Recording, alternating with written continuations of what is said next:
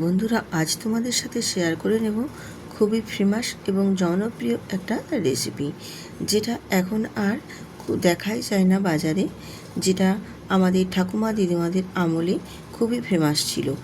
এই রেসিপিটা এতটাই প্রিয় ছিল তখনকার দিনে যে খেতে ভীষণ সুস্বাদু এবং খুবই টেস্টি। এখন এগুলো বাজারে পাওয়াই যায় না দেখতে। তো অনেক দিন পর বাজারে পাওয়া গেল, দেখি আমার হাজব্যান্ড নিয়ে এসেছে। তো আমি আজকে সেই রেসিপিটাই আপনাদের সাথে শেয়ার করব। আমরা এগুলো বলে থাকি বটকুড়ি। তোমরা কে কী নামে চেনো সেটা আমাকে কমেন্ট করে কিন্তু জানাবেন। আমরা এগুলোকে বটকুড়ি বলে জেনে থাকি। আর এটা খুবই ফেমাস একটা রেসিপি, যেটা খেতে গরম ভাতের সাথে কিন্তু অসাধারণ লাগে। আর এটা বেছে নেওয়াও খুবই সহজ। এই যে দানাগুলো একটু হাতে ঘষে নিলে দানাগুলো কি সুন্দর ঝরে ঝরে পড়ে যাবে, আর পুরো ডাঁটিগুলো আলাদা হয়ে যাবে। এতটা সুন্দর, এই ছাড়ানো খুবই সহজ। দেখুন, আমি ছাড়িয়ে একদম পরিষ্কার করে ধুয়ে নিয়েছি। দেখুন দেখতে কতটা সুন্দর লাগছে, একেবারে যেন সর্ষে দানার মতো লাগছে দেখতে।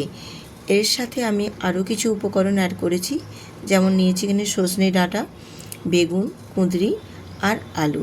এই সবজি দিয়ে আজকে বানিয়ে নেব একেবারে মশলা ছাড়া, অল্প তেলে ভীষণ সুন্দরভাবে এই রেসিপিটা। আর এই রেসিপিটার ক্ষেত্রে সজনে ডাঁটাটা কিন্তু মাস্ট দিতেই হবে। সজনে ডাঁটাটা দিলে কিন্তু এর স্বাদটা আরও সুন্দর বাড়িয়ে তুলবে। ভীষণ সুন্দর একটা রেসিপি। তো চলুন দেখে নেওয়া যাক। আমি এখানে দেখো গ্যাসটা অন করে একটা কড়াই বসিয়ে দিয়েছি, আর কড়াইয়ের মধ্যে দিয়ে দেব সর্ষের তেল। তবে এই রান্নাটা কিন্তু সর্ষের তেলে করলেই বেশি টেস্টি লাগে খেতে। আমি কড়াইয়ের মধ্যে দিয়ে দিয়েছি 1 চামচ সর্ষের তেল, আর ওই সর্ষের তেলের মধ্যে দিয়েছি 1/2 চামচ গোটা সর্ষে, আর দিয়েছি 1/2 চামচ গোটা জিরে, আর একটা শুকনো লঙ্কা দিয়ে ফোড়নটা আমি প্রথমে একটু ভাজা ভাজা করে নেব। ফোড়নটা ভাজা ভাজা হয়ে আসলে এরপর দেখবে একটা খুব সুন্দর একটা গন্ধ বেরিয়ে আসবে। যখন ফোড়নটা ভাজা হয়ে যাওয়ার পর গন্ধটা মিষ্টি একটা ছাড়বে, সেই পর্যায়ে এখানে দিয়ে দেব আমি একটা পেঁয়াজের কুচো। পেঁয়াজের কুচোটাকে নাড়াচাড়া করে লালচে লালচে করে ভেজে নেব। তো খুব বেশি লালচে হবে না, ঠিক ব্রাউন কালারের থেকে একটু বেশি হবে লালচে, সেই পর্যায়ে পর্যন্ত পেঁয়াজটাকে একটু নাড়াচাড়া করে ভেজে নেব। পেঁয়াজটা ভাজা হয়ে গেলে আমি এবার ওর সাথে কিছু উপকরণ অ্যাড করে দেব, যেমন যে সবজিগুলো আমি কেটে ধুয়ে রেখেছি সেই সবজিগুলো এখানে অ্যাড করে দিলাম আমি আলু, আর দেব কুঁদরি। বাকি যে সবজিগুলো আছে আমি সম্পূর্ণটাই এখানে অ্যাড করে দিচ্ছি। আমি রূপা, ব্লগস উইথ রূপা চ্যানেলে আপনাদের সবাইকে স্বাগত জানিয়ে আজকে সুন্দর একটা নতুন রেসিপি নিয়ে আপনাদের মাঝে হাজির হয়েছি। যদি ভালো লাগে অবশ্যই কিন্তু ভিডিওটিতে একটি লাইক দিয়ে ভিডিওটা কন্টিনিউ করবেন, স্কিপ করবেন না, তাহলে বুঝতে পারবেন না আমি কিভাবে আজকে রেসিপিটা পুরো বানিয়ে নিচ্ছি। তো আমি এখানে সবজিগুলো দিয়ে দেওয়ার পর দিয়ে দিয়েছি স্বাদ মতো নুন, আর দিয়েছি এখানে কাশ্মীরি লঙ্কার গুঁড়ো, আর দিয়েছি হলুদের গুঁড়ো। আর কিন্তু এখানে কোনো মশলাই আমি ব্যবহার করব না। এই সামান্য গুঁড়ো মশলা দিয়ে আর পেঁয়াজ দিয়ে আজকে এই সুন্দর একটা রেসিপি আপনাদের সাথে শেয়ার করছি, যেটা কিনা একেবারে সম্পূর্ণ আগেকার দিনের রেসিপি। দিদিমা ঠাকুমারা কিন্তু এই রেসিপিটা ফেমাস রেসিপি হিসেবে পরিচিত দিয়ে গেছে। আজকে সেই রেসিপিটাই আমি আপনাদের সাথে শেয়ার করছি। সবজিগুলো খুব ভালো করে একটু নাড়াচাড়া করে নিয়ে আমি একটু ঢেকে দেব কয়েক সেকেন্ড। ঢেকে দিলে সবজিগুলো বেশ সুন্দর করে কিন্তু সেদ্ধ হবে, আর কষানোটাও বেশ সুন্দর হবে। আর যেহেতু এখানে বেগুন আছে, একটু ঢেকে দিলে কিন্তু বেগুনটা খুব তাড়াতাড়ি নরম হয়ে যাবে। এমনিতেই বেগুন নরম হয়ে যায়, আর বেগুনটা ঢেকে দেওয়ার ফলে সেদ্ধটাও ভীষণ সুন্দরভাবে হয়ে যাবে। এরপর এখানে আমি যেই বটকুড়ি যে সবজিটা আর কি, সেই সবজিটা আমি এখানে দিয়ে দিলাম। এই সবজিটা বেছে নিতে কিন্তু ভীষণ সহজ, হাতে একটু ঘষে দিলে খুব সুন্দরভাবে ঝুরঝুর করে একদম পোস্তদানার মতো যেন ঝরে পড়বে। এত সুন্দর বাছতে আমার ভীষণ ভালো লেগেছিল। এইভাবে বটকুড়িটার সাথেও সবজিগুলোকে খুব ভালো করে একটু নাড়াচাড়া করে কষিয়ে নেব।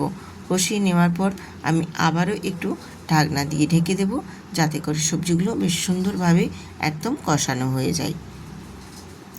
আমি আবারও কয়েক সেকেন্ড ঢেকে দেওয়ার পর আবার ঢাকনা খুলে তারপর আবারও একটু নাড়াচাড়া করে কষিয়ে নিচ্ছি। এইরকমভাবে কষিয়ে কষিয়ে রান্না করলে সবজিটা খেতে যেমনি ভালো লাগে আর কষানোর মধ্যেও কিন্তু সবজিটা মোটামুটি 50% সেদ্ধ হয়ে যাবে। এইরকমভাবে যদি একটু কষিয়ে কষিয়ে ঢেকে রান্না করা হয় সেই সবজির স্বাদ কিন্তু অনেকটাই আলাদা ধরনের হয়। এরপর দেখো সবজিটা বেশ সুন্দর করে কষিয়ে নিয়েছি। এবার আমি এখানে অল্প পরিমাণে একটু জল দিয়ে দেব। খুব বেশি জলের প্রয়োজন নেই, একটু গ্রেভি গ্রেভি টাইপের হবে দেখে সেই রকমভাবে জলটা দিয়ে দিতে হবে।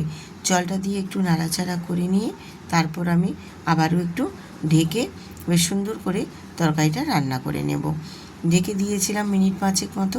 তারপর মিনিট 5 পরে আমি ঢাকনাটা তুলে আবারও একটু নাড়াচাড়া করে দেব, কারণ জলটা এখনও অনেকটা পরিমাণেই আছে। জলটা আর একটু শুকনো শুকনো হবে বেশ গামাখা করে, আর সবজিগুলো বেশ সুন্দর করে একদম সেদ্ধ হয়ে যাবে। সেই পর্যায়ে রেখে কিন্তু আমি তরকারিটা রেডি করে নেব। তো তার জন্য আমি আবারও কিন্তু ঢাকা দিয়ে আবারও মিনিট 5 মতো রান্নাটা করে নিয়েছি। রান্নাটা করে নেওয়ার পর দেখো কালারটা কত সুন্দর এসেছে, আর একদম তরকারির জলটা কিন্তু অনেকটা শুকনো হয়ে গেছে। আমি একটু হাতাটা দিয়ে বা খুন্তি দিয়ে একটু নাড়াচাড়া করে একটু ঘেঁটে দেব, তাহলে বেশ একটু ঘাঁটা ঘাঁটা তরকারিটা হবে, খেতেও বেশ ভালো লাগবে। গরম গরম ভাতের সাথে কিন্তু অপূর্ব লাগে খেতে। যদি বাজারে কখনো পেয়েছেন দেখতে, তাহলে কিন্তু অবশ্যই কিনে এনে বাড়িতে ট্রাই করে দেখুন। খেতে ভীষণ সুন্দর, একটা অন্যরকম স্বাদ আর অন্যরকম একটা ফ্লেভার নিয়ে আসে, এত সুন্দর। আর নাড়াচাড়া করে দেখো নামানোর আগে ঠিক আমি অল্প একটু এখানে চিনি অ্যাড করে দেব। চিনিটা দিলে এর স্বাদটা আরও সুন্দর হয়। চিনি দিলে কিন্তু মিষ্টি হয় না, কিন্তু টেস্টটা আর স্বাদের ব্যালেন্সটা ভীষণ সুন্দর নিয়ে আসে। তার জন্য আমি এখানে সামান্য অল্প একটু চিনি দিয়ে আবারও নাড়াচাড়া করে ঠিক তরকারির এটা গেটআপটা এইরকম টাইপের রেখে দেবো। এই যে একটু কামাখা কামাখা টাইপের হয়েছে, ঠিক এই পর্যায়ে রেখেই আমি কিন্তু এবারে গ্যাসটা অফ করে নামিয়ে নেব। তারপর তোমাদের সার্ভ করে দেখিয়ে দেব।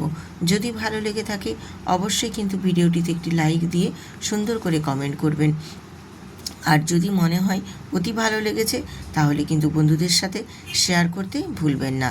আর যেসব নতুন নতুন বন্ধুরা আজকে আমার ভিডিওটিতে ভিজিট করেছেন অবশ্যই কিন্তু সাবস্ক্রাইব করে পাশে থাকবেন, আর অবশ্যই একটা কমেন্ট করবেন। আপনাদের কমেন্ট লাইকে কিন্তু আমাদের প্রতিটা ভিডিও বানানোর আরও উৎসাহ করে তোলে, যার জন্য আপনাদের কমেন্ট আর একটা লাইক কিন্তু একেবারে মাস্ট, যেটা আমাদের অনেক অনেক দূর এগিয়ে নিয়ে যেতে আমাদের মনের মধ্যে অনেক উৎসাহ জাগায়। তো আজকের এই বটকুড়ি রেসিপিটা কেমন হলো কমেন্ট করে কিন্তু জানাতে একদম ভুলবেন না। আর যদি ভালো লেগে থাকে অবশ্যই বন্ধুদের সাথে শেয়ার করে পাশে থাকবেন। আজ এইখানেই শেষ করছি, আবার আসবো আরেকটা রেসিপি নিয়ে।